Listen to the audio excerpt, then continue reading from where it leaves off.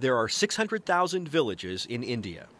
Nearly 3/4 of India's population of 1.2 billion people live in its vast rural expanses. They make just enough to get by. They toil in rice fields. They harvest mangoes and cashews. They ride ox carts over poorly maintained roads to connect their goods to the market. Villages were central to Mahatma Gandhi's vision of a free and prosperous India. Yet today, Indian villagers are struggling to find their place in this country's growing economic prosperity. As India rises, its villages are in danger of being left behind. In village only I can say people work very hard, and mainly it's farming. Agriculture generates just 24% of India's economy, yet the majority of its people depend on it to survive. A lack of infrastructure development, a struggling education system, and a growing water shortage are holding rural India back. Vestiges of the caste system still grasp India's villages, locking many into the stratum into which they were born. So what are the consequences of India's struggling rural state? Already an army of young men, failing to see potential advancement at home and inspired by Bollywood fiction, are leading an exodus to India's cities. Many leave the village by the age of 16 to find work and send money home. Some young men get swept up in a Maoist rebel movement which is gaining a foothold by exploiting the problems of the rural poor.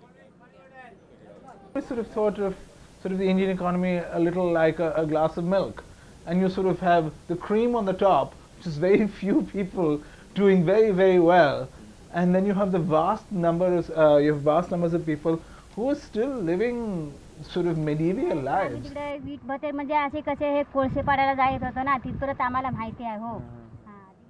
Landless classes like the Adivasi are especially susceptible to this. Like these brickmakers south of Mumbai who must travel to find work, few Adivasi receive a proper education, making rebel recruitment a tempting option. We have Maoist violence in a great many districts in this country. That's class-driven tension. The Prime Minister a few months ago said that this was the greatest danger India faced. We've just tried to shut it out, but the violence is there, and I imagine the violence will be coming closer unless we resolve these tensions. They are demanding a school in their community. The problem is the education, educating the children, their parents. They are moving one place to another, so the children can't go to one school continually. So that's the problem with them. Traditional farmers are suffering too. Since 1997, the Indian government says at least 25,000 men, most in the prime of their lives, have committed suicide. In the rural areas surrounding Mumbai, the latest figures mean a farmer is taking his life every 8 minutes. It's a trend connected to changes in India's agricultural policy, ballooning personal debt, and lack of credit to buy new equipment. It's been made worse by a growing water crisis.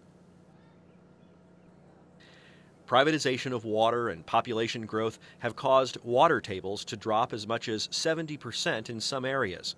In some villages, pumps no longer reach deep enough, and women must manually draw containers of water from the well for daily use. 40 years ago, a development known as the Green Revolution helped eradicate hunger and famine from India. Now, this country is growing faster than its ability to produce rice and wheat. There is hope. Large corporate agribusinesses are coming up with new ways to connect India's farms with markets. This holds the potential of creating new jobs in rural areas. Several non-governmental agencies are pushing the government to improve infrastructure, from roads to internet access. Connecting its rural poor with the benefits of globalization and feeding its growing population are clearly the biggest challenges to India's rise today. How India approaches these challenges will determine where it is headed. I wish each and every youngsters after the education, after their school level, they shouldn't go to the cities. I think maybe if it is like the same like this, one day there won't be anybody in the villages.